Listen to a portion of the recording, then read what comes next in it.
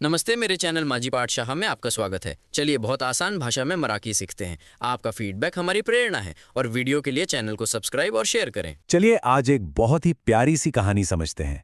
ये कहानी है एक साधारण से दिखने वाले भोपड़े की, यानी कद्दू की, जिसके अंदर जिंदगी का एक बहुत गहरा राज छुपा है। ये एक मराठी कविता है जो हमें सिखाती है कि कैसे किसी चीज का अंत ही एक नई शुरुआत का बीज होता है। तो आइए इस खूबसूरत से चक्र को समझते हैं। कहानी की शुरुआत होती है इन जादुई शब्दों से। एक होता भोपड़ा, मतलब एक था कद्दू। ये सिर्फ एक लाइन नहीं है, बल्कि मराठी लोक कथाओं की एक बहुत ही प्यारी शुरुआत है, जो हमें सीधा उन कहानियों की दुनिया में ले जाती है जो हमने बचपन में सुनी थीं। तो चलिए कहानी के पहले हिस्से में चलते हैं, भोपड़े की कथा। जरा इस भोपड़े को देखिए। कविता में इसे एक इंसानी चेहरा दिया गया है ताकि हम इससे जुड़ सके, और यहीं से उसकी कहानी की पहली मुश्किल शुरू होती है। उसे एक तकलीफ थी। तो भोपले का ये जो पूरा सफर है वो एक बहुत ही आम सी परेशानी से शुरू होता है। उसे खांसी आ गई। सुनने में ये छोटी सी बात लगती है ना? पर यही उस बड़े बदलाव की पहली सीढ़ी है जो आगे होने वाला है। अब वो खांसता रहा और खांस कर बेचारा बिल्कुल थक गया। हम उसकी इस थकान को महसूस कर सकते हैं, एक ऐसा पॉइंट जहां अब कुछ तो बदलने वाला है। और फिर अचानक फटाक फुटला, मतलब एक जोरदार आवाज के साथ वो फट गया। पर रुकिए, ये कहानी का अंत नहीं है। ये टूटना, ये बिखरना असल में एक नई रचना का पहला कदम है। तो अब आता है कहानी का दूसरा हिस्सा, बदलाव के बीज। तो हुआ क्या, इसे समझते हैं। पहले उसे खांसी आई, खास के वो थक गया। फिर वो फट गया और उसके फटते ही उसके बीज चारों तरफ बिखर गए। देखिए कैसे एक घटना दूसरी घटना को जन्म दे रही है।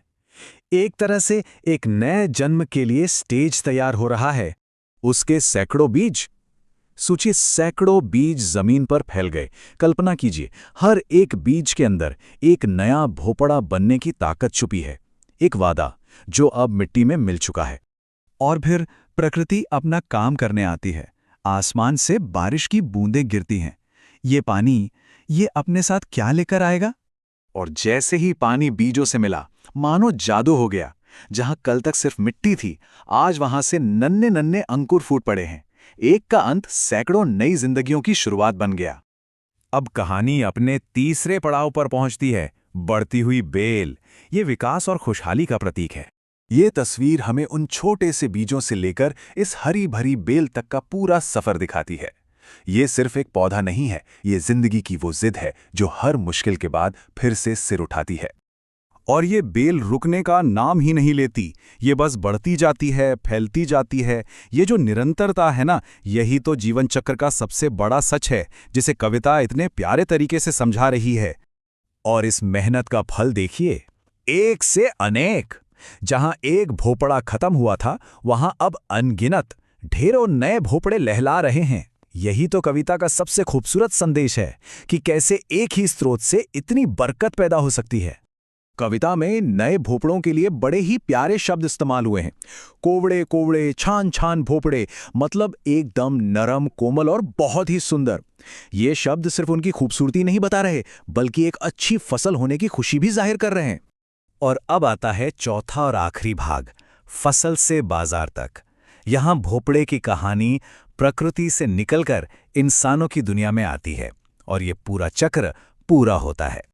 और इस चक्र को पूरा करने के लिए कहानी में आती है आजी, यानी दादी। वो प्रकृति के इस तोहफे को अपनाती हैं और इसे हम सब तक पहुंचाने का जरिया बनती हैं।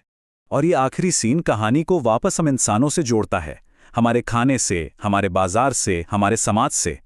खेत में जो एक बीज बिखरा था, वो बाजार में किसी के घर का खाना बनने के लिए तैयार है। एक पूरा सर्कल कंप्लीट हो गया। तो ये कहानी हमें एक सवाल के साथ छोड़ जाती है कि कोई भी कहानी असल में कहाँ खत्म होती है और दूसरी कहाँ से शुरू होती है। भोपड़े की ये कहानी हमें याद दिलाती है कि जिंदगी भी शायद ऐसे ही गोल गोल घूमने वाले चक्रों का एक सिलसिला है, और शायद हमारा हर अंत किसी नई शुरुआत का ही एक बीज होता है।